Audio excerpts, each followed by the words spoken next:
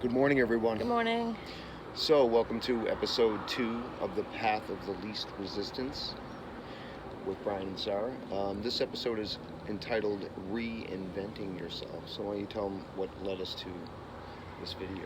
Well, like we said in our first video, the welcome video, that we wanted to inspire people to change their lives because everybody deserves it. And the best way to inspire people is to live by example, lead by example. And it's not an easy journey, but here's the thing. When you work on it, things start to change. You start to see things differently. Your mind starts to open up. Things start to change. Possibility, like you get these little breadcrumbs. And I'm at the point now where things are really starting to open up to me. And I keep trying to, like, oh, I can't wait till you get there. I can't wait till you get there. And he sometimes, I swear, looks at me like I'm crazy, but in a good way, not a bad, because he's starting to understand it. And I said to him the other day, I said, I really can't wait for you to have your aha moment. And, well, he did, and I will let him explain his aha moment. Yeah, so, I've ran into a lot of issues with jobs in the past, like most of actually the last 5 to 10 years. People know me, I've been in and out of jobs and never seem to find the right place for myself. But I always blamed it on, the company or the boss or this or that, and instead of really taking a closer look at my own actions and the negative vibration that I was putting out into the world and into the universe. And so, if you continue to do that, that's exactly what you get back. So basically what you put out there into the universe, it comes back to you. So I reached my aha moment actually on yesterday, or the day before yesterday, sorry. I was working for a company really close to my house, literally 5 minutes away, and it wasn't the best place to work, but it was money nonetheless coming in, which we all know is so critical at this point. And I self-sabotaged once again, and it didn't work out, and I had to leave. So, once again, I found myself, banging my head against the wall and asking myself, how could you do this to yourself again?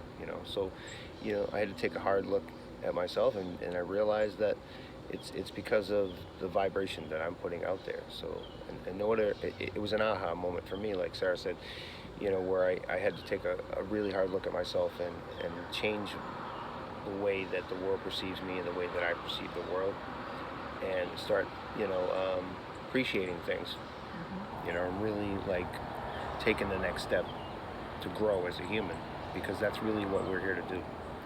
And if you're not growing, you're not living. If you think you know it all, you don't. We all have so much to learn, but we can all try to inspire each other and teach each other and love one another. Just a little side story that happened to me this morning, just to share this with you if you don't believe in negative vibrations. My neighbor, friends of ours, they just moved in shortly, maybe a month ago or so, and they have a black lab, and the dog has always barked at me, right? Always, and I never understood why. Be friendly to the dog, and his name's Sabbath.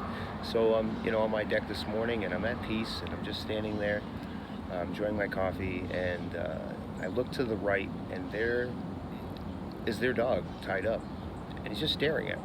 It's not barking, nothing. And I said, "Oh, hi, Sabbath." And he just looked at me and he walked away.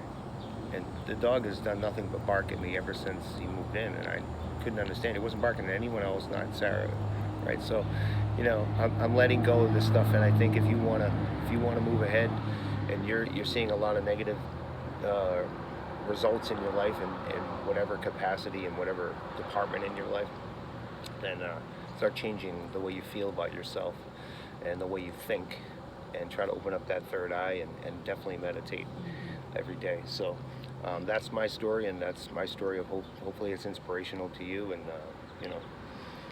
Yeah, some of these videos are going to hit home to some people. They're going to resonate with people. You definitely, you start by looking inside first. Like, you realize that, wait a minute, it wasn't so-and-so's fault. It was my fault. Right. You start accepting responsibility. And I for think, your own happiness. Yeah, and once you start doing that, things start to get easier. It's a step-by-step process. It's a working process. you got to forgive yourself. You got to love yourself first. And once you start doing that, the meditations do get easier.